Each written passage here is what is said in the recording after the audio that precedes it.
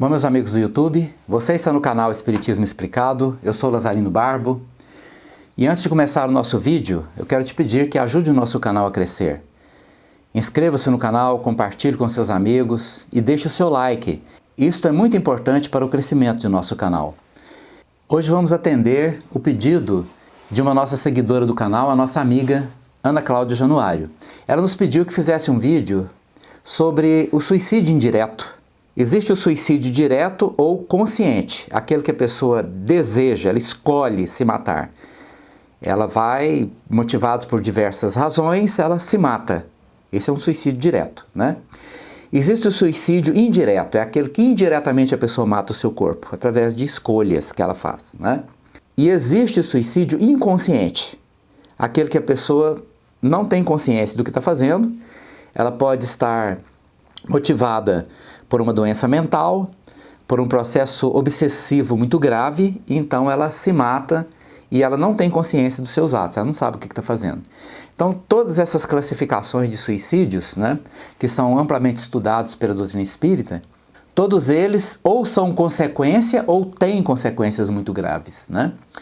No caso do suicídio indireto, quando a pessoa indiretamente mata o seu corpo, tudo isso nasce muitas vezes de uma profunda falta de amor por si mesmo. As pessoas que escolhem não ter respeito por si, não se amar, usar de maneira inconsciente todas as suas potencialidades, todas as suas possibilidades, isso pode trazer consequências muito graves para a vida da pessoa. Nosso corpo é um templo desenvolvido ao longo de bilhões de anos. Nós passamos por diversas etapas em nossas vidas multimilenares. Na forma humana estamos há 2,5 milhões de anos. Mas antes da forma humana nós habitamos e compartilhamos a nossa vida, porque a vida é um patrimônio do Espírito, em todos os reinos da natureza. Passamos pelo reino vegetal, passamos pelo reino animal, entramos na forma humana e estamos nela há todos esses milhões de anos. E nós precisamos aprender a ter amor por nós mesmos e a respeitar o nosso templo. Tudo que nós conquistamos, todas as potencialidades que nós temos, nós desenvolvemos ao longo desse tempo, que demandam bilhões de anos. Então a sua capacidade de ver, de ouvir, de pensar, de ter sensações das coisas, essas percepções distribuídas nos 5 sentidos, foram aprimoradas ao longo de muito tempo. Sem contar as outras percepções que nós temos, extrasensoriais, fora desses 5 sentidos, a mediunidade é uma delas, né?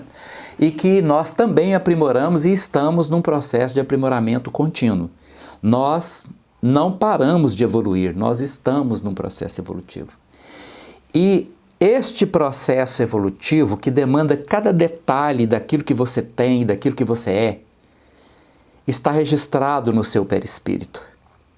É como o perispírito é a memória evolutiva. Cada uma de nossas conquistas, cada uma de nossas quedas, cada uma de nossas atitudes e das consequências dessas atitudes estão registradas em nosso perispírito numa memória infinita que é a memória armazenada em nosso perispírito. Nosso perispírito é a nossa memória evolutiva. E nosso corpo é apenas um reflexo desse perispírito. A organização genética que determina cada um dos genes e toda a espiral genética, ela é um reflexo de nossas energias perispirituais. E observa bem, nós fomos criados para evoluir, mas nós podemos parar esse processo evolutivo para consertar algum estrago muito grave que nós realizamos em nosso perispírito. E o principal desses estragos terríveis nós causamos com o suicídio. Quando nós escolhemos o suicídio de qualquer de suas modalidades, nós podemos provocar um grande estrago em nosso perispírito. Vamos analisar então uma consequência para chegar à causa. Por que você acha que nascem pessoas que não conseguem sustentar um corpo físico? Por exemplo, os processos de reencarnação frustrada a nível de fetos deformados de diversas maneiras, anencefalia, microcefalia, que não permite que a vida seja sustentada no corpo físico. Observe as reencarnações extremamente dolorosas. Por exemplo, uma pessoa que passa a vida inteira portando deformações físicas terríveis, deformações mentais terríveis, muitas vezes estão internadas em instituições próprias ou dentro das suas famílias, passando por grandes sofrimentos. Nada destas situações são incausadas, são coisas que não têm aí uma causa muito grave. Quanto maior gravidade existe na colheita, maior é a gravidade daquilo que causou a colheita. Maior é a gravidade do plantio. E nós precisamos prestar atenção nisso. Porque o suicídio indireto nasce de uma profunda inconsciência do que é cuidar do nosso templo. O suicídio indireto é quando uma pessoa escolhe determinadas práticas ou se permite determinados vícios que vão matar o seu corpo antes da hora. Nós nascemos neste mundo para viver um tempo determinado. Este tempo determinado faz parte de um planejamento natural. São as leis naturais que determinam esse tempo. E essas leis naturais estão ligadas à nossa necessidade. Existe uma pessoa que vem aqui no mundo para viver apenas algumas horas. Existe outra que vem no mundo para viver 100 anos. E entre uma situação e outra, existe uma enorme quantidade de ações e reações que determinam que a natureza aplica em nós determinadas leis. Então você vem aqui para viver um tempo certo. E nós precisamos nos aproximar o máximo possível desse tempo certo. Existe um mecanismo onde a vida é um patrimônio do espírito e ela flui para o seu perispírito, que é um corpo de energia e o mantém vivo. E esta vida que agora está no perispírito, sendo alimentada pelo espírito, flui para o seu corpo. E é uma ligação entre o corpo físico e o perispírito, molécula a molécula. Isso está muito bem claro num livro psicografado por Francisco Cândido Xavier, o livro Evolução em Dois Mundos. Estude lá esse livro que você vai ver como isso funciona. Então existe uma ligação muito forte molécula a molécula. E esta ligação, ela é promovida por um tipo de energia que nós chamamos de duplo etérico, e esta é como se fosse uma cola que liga o corpo físico ao perispírito, molécula a molécula. E esta cola, esta energia, ela tem um tempo de durabilidade previsto. Ela vem para viver tanto tempo. A natureza determina esse tempo. E quando nós matamos o nosso corpo antes desse tempo, isso traz muitas consequências. A primeira dela é de não conseguirmos nos projetar por inteiro no plano espiritual. Para que uma pessoa possa projetar-se por inteiro no plano espiritual, não pode ter nem o corpo e nem essa energia. Ela não pode nem ter corpo e nem ter duplo etérico. Quando ela mata o corpo e se mantém revestida no seu perispírito de duplo etérico, isto impede que ela se projete por inteiro no plano espiritual. E ela fica numa região intermediária entre os dois mundos. Ela não fica no mundo físico porque ela não tem mais corpo, mas em contrapartida ela também não projeta assim por inteiro no plano espiritual, porque ela está revestida de uma energia extremamente materializada, que é o duplo etérico.